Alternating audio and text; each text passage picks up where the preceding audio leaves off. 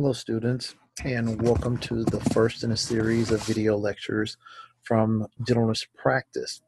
We will be exploring the definition of Generalist Practice on today. And so I advise you all just to do your readings and to come prepared with your questions as we walk through this short video exercise.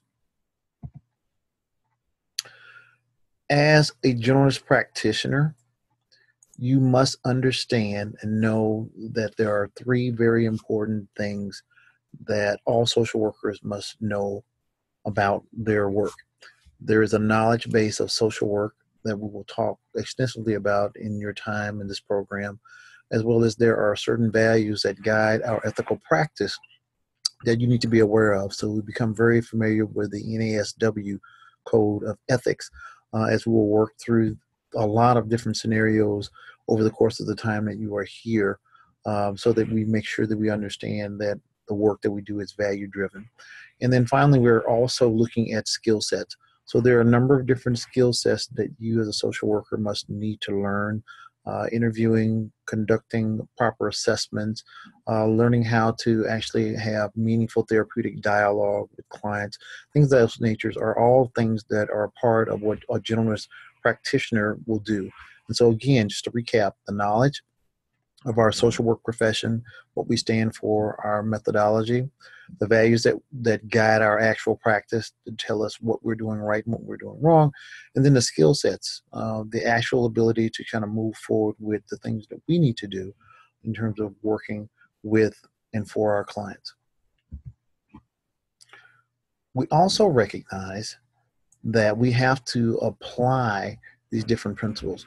And so in the NASW Code of Ethics, you will see these overlooming principles: the principle of empowerment, human diversity, advocacy, social and economic justice.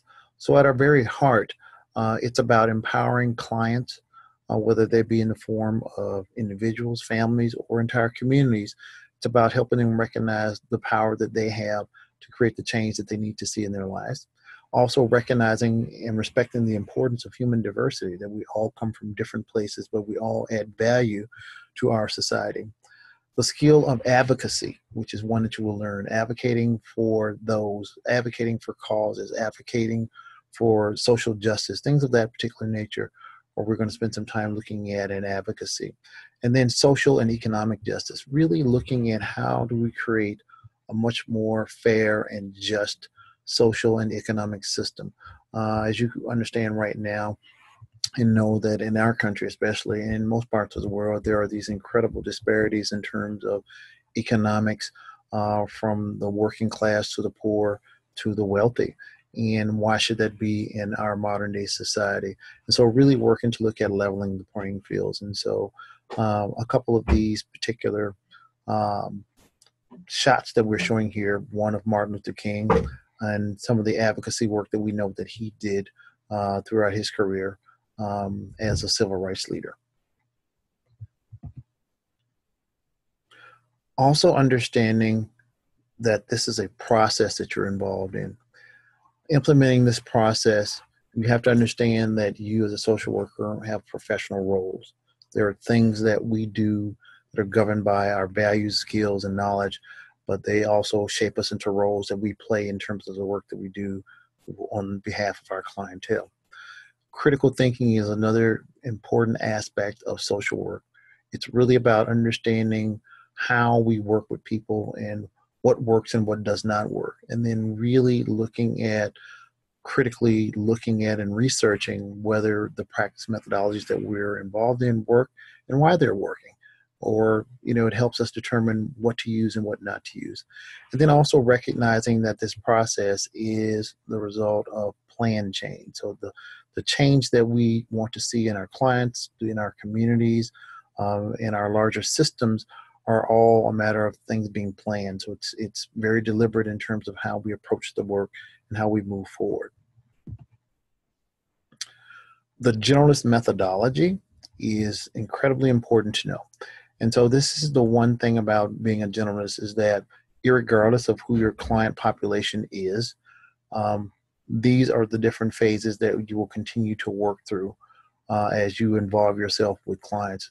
always starting with the engagement, followed by the assessment, planning, implementation, evaluation, termination, and follow-up. And so as we move through the class, we will dig in greater detail in terms of which each one of these particular phases of the work actually means, in terms of how we move forward in terms of completing our social work practice. And then finally, looking at taking all of those skills, knowledge, and attributes that we just talked about, the advocacy, working all of those particular principles in, and then looking at the generalist methodology in terms of the phases, and then we do the application to the target systems. System theory is one that has us take a look at our world divided into different systems. You have micro systems, you have meso systems, and you have macro systems. And so when we look at these different these systems, you can see examples in the concentric circles of what constitutes a system. And so at its very base level, you as an individual are considered to be a microsystem. When we look at the members of your family, the people who you connect with on a daily basis, these are people who are also a part of your microsystem. When we start to look at extended systems like mesosystems, then we start to think about the places or the things that we do on a daily basis. We go to work, we go to school, we go to church, we have different interactions in our communities. And these are the other systems that are impacted or could be utilized as a target system for change once needed.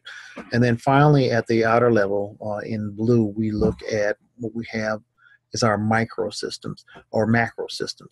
Macro systems are the larger systems that we have in operation. So when we think about macro, we're looking at international, we're looking at national, we're also looking at policies and statutes that actually determine how statutes are put into place and actually play themselves out.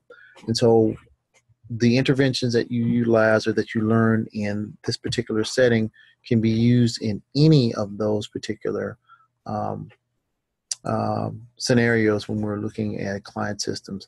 So this is just a brief introduction to the generalist practice method. And so hopefully you have a little better sense of when we define what some of those things are that we'll be doing, that it makes a lot of sense, and it's something that we will continue to learn about as we are involved in the class. Thank you for your time. Make sure you do your readings, and I'll see you in class.